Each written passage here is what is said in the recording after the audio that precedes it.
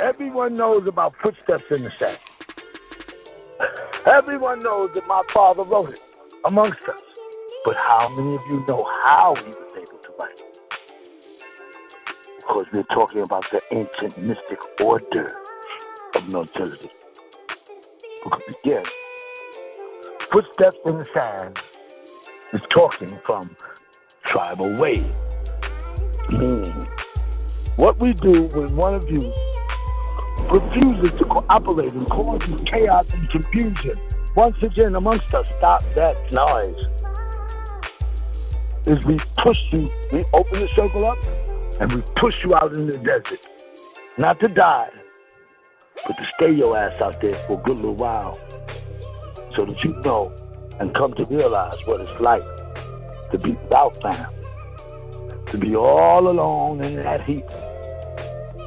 Not dead, but almost dying, to the point that you fall out from dehydration, your lips crack, and you're almost dead now. And then we send one from amongst us to go retrieve you. And that being comes with canteens of water, and he stands over you and says, have you had enough? At which time you have to say, yes, master, I'm sorry. And I'll do my very best to never let something like that happen again. And once you do, say that, your slate is wiped but clean. And you will then walk with the brother. And keep in mind how many days it took you to get that far out is how many days that brother got to walk what? Also, right? So you go out there and you see the footsteps coming. What now? And he pick you up, he gives you some water, and y'all start to walking together. Let me tell you something, you got to walk all the way back now, back home. And it's a long time of coming. Because let me tell you something, tribal ways, not something that any of you should want to experience. It's the worst of punishments. To come that close to death with a realization that you yourself had fucked up something so grand, so beautiful, called heaven right here on earth.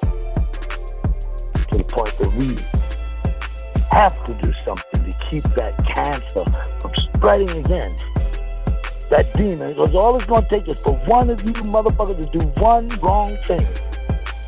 And that demon that we will lock up will come back and destroy our heaven that we have worked so hard to put here and to maintain.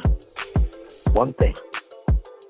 And so, as you're walking back, the two of you, again, those are 4 feet there.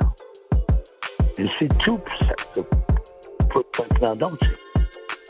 And then, you only see 1. All the way home.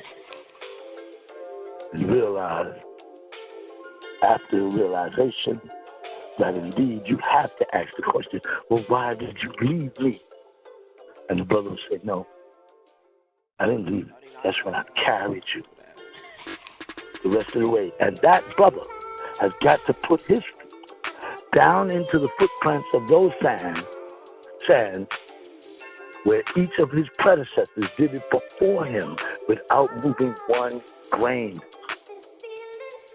Loving you the whole way, not caring about how heavy you are. And he too has got to suffer in your name now to keep you alive and not mine.